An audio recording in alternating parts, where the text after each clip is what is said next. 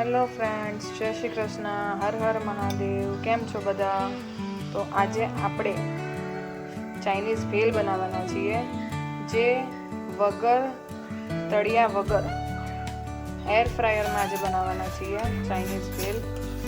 તો ચાલો જોઈએ રેસીપી. તમને જો આ રેસીપી ગમે તો તમે લાઈક, શેર અને સબસ્ક્રાઈબ જરૂર કરજો.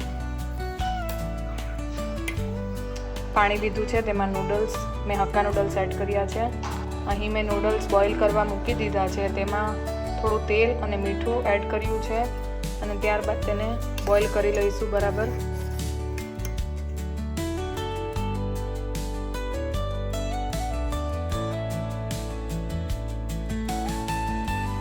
આ નૂડલ્સને આપણે 5 થી 7 મિનિટ બોઇલ કરી લઈશું, પછી ત્યારબાદ તેને એક પેનમાં કાઢી લઈશું.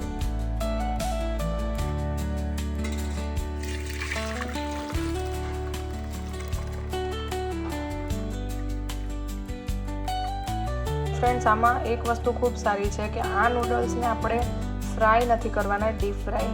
આ નૂડલ્સને આપણે એર ફ્રાયરમાં રોસ્ટ કરી લઈશું, જે ખૂબ જ હેલ્ધી વર્ઝન થઈ જશે. તો તેના માટે આપણે નૂડલ્સને એર ફ્રાયરમાં પાથરી દઈશું.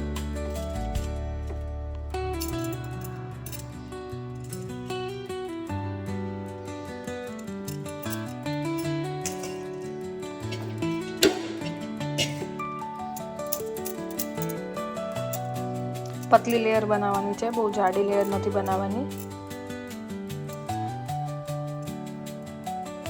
થોડો કોર્નફ્લાવર એડ કરી લઈશું.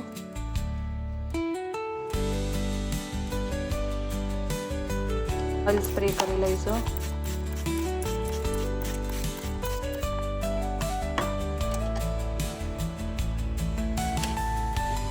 બરોબર મિક્સ કરી અને આને પતલી લેયર ગોઠવી લઈશું. 180 ડિગ્રી ઉપર રાખી 10 મિનિટ રાખવાનું છે.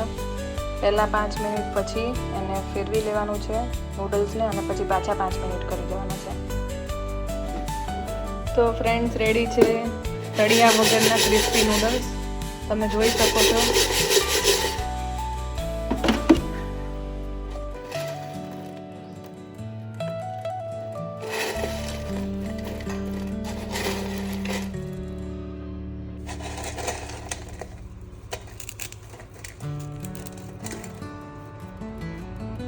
ચાઇનીઝ ભેલ બનાવવા માટે નૂડલ્સ, ઓનિયન, કેબેજ, કેપ્સિકમ અને ધાણા, કેચઅપ, શેઝવાન ચટણી.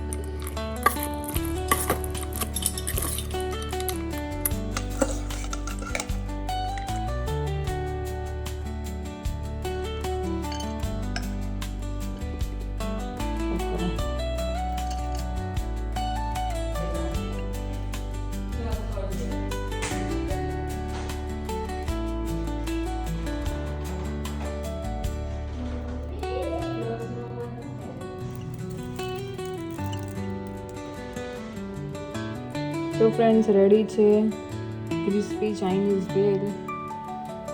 આ રેસીપી જરૂર ટ્રાય કરજો.